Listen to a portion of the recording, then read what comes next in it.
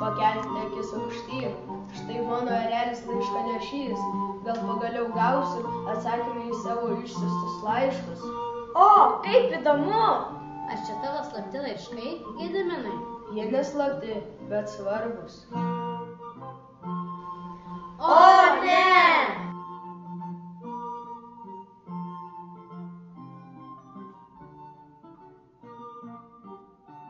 Jūs privalot rasti mano laišką. Oi, kokia nelaimė ištiko Gediminą. Aš mačiau, kaip laiško dalis išsibarstė į 4 puses. Sapne regėjau Šventos Onos bažnyčią. Manau, kad profesorius su jaunuoju savo draugu Pelėdžiuku turi keliauti būtent ten. Ten turėtų būti viena iš laiško dalių.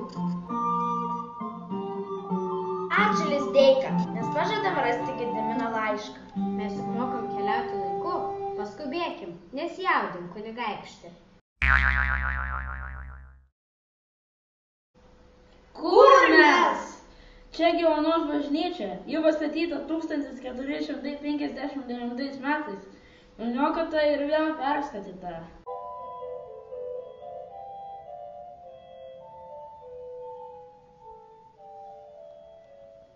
Ar nežinote, kur yra kita Gedimino laiško dalis?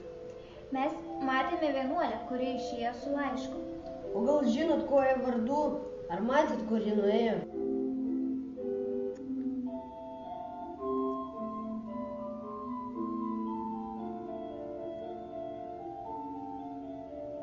Aišku, jos vardas Janina. Ji nuėjo pasimelsti prie Marijos paveikslo.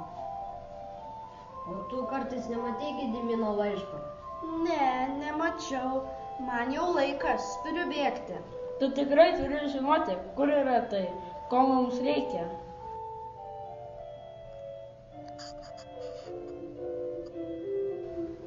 Janina, tu turi atiduoti laišką Pelėdžiukui ir Nuliui. Jiems buvo patikėta misija surinkti laiško dalis.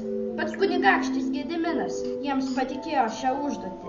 Taigi, atiduok laišką. Labai atsiprašau, kad jums sutrukdžiau. Štai, imkite. Ar atleisite man?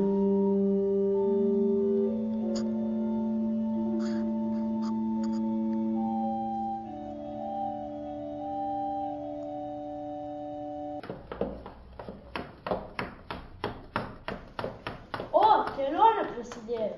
Žiūrėk, tai Gedimino erelio kapas. Erelis ypatingas Gedimino palydovas, laiškanešys. Manau, kad jo kape galima rasti ką nors ypatingo. Galbūt laiško dalį. Nedrįsiu paliesti kunigaikščio erelio kapų. Štai ko jums reikia. Štai laiško detalė. Tikiuosi daugiau nepasimatysime.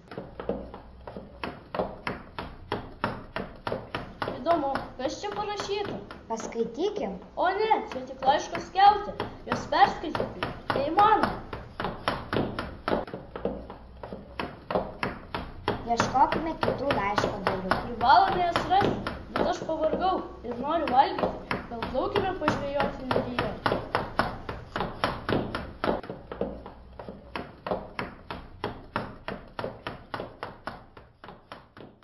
Pelėdžiuk, ar nenori valgyti? Taip, būtų gerai. Gal sužvėjokim žuvies? Susižvėjokim.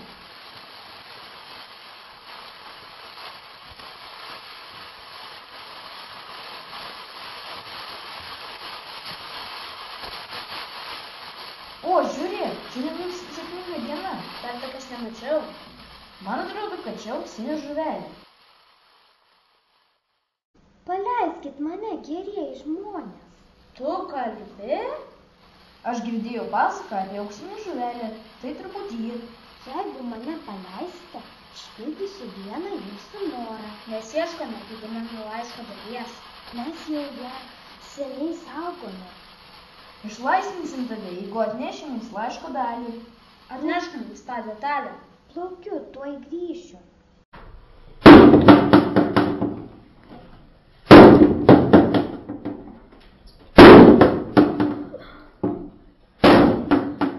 Kur jie?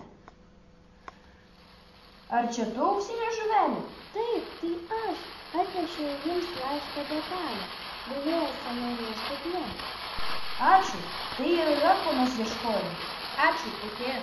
Nėra už ką, tikiuosi jums pagelbės.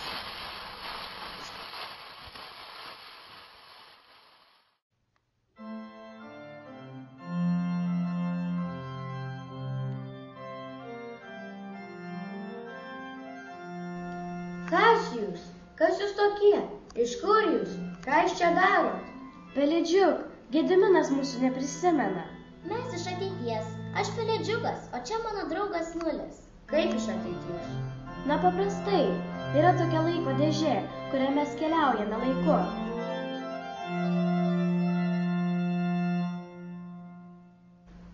Na gerai, bet aš nesuprantu.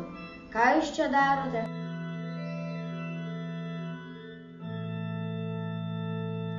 Pasirodo, paskutinė laiško dalis buvo jūsų pilyje. Prisimenate, juk jūs kunigaikštį prašėte tai padaryti. Tai jūs ją radote? Taip, žinoma. O jeigu jūs iš ateities, tai pasakykit, kaip atrodys mano pilis ir mano miestas Vilnius. Tiesą sakant, jūsų pilies istorija nebus labai laiminga. Kodėl? Nes iš jos likti gynybinis bokštas bei keletas menių. Ką? Kaip suprast? Tai jis sugrius? Jūs jos neišsaugosit? Na taip išeina. Tačiau Vilnius nesugrius. Jis toliau gyvuos, klestės. Nuolat minėsime jūsų vardą. Be to, mes turime nuotraukų iš ateities.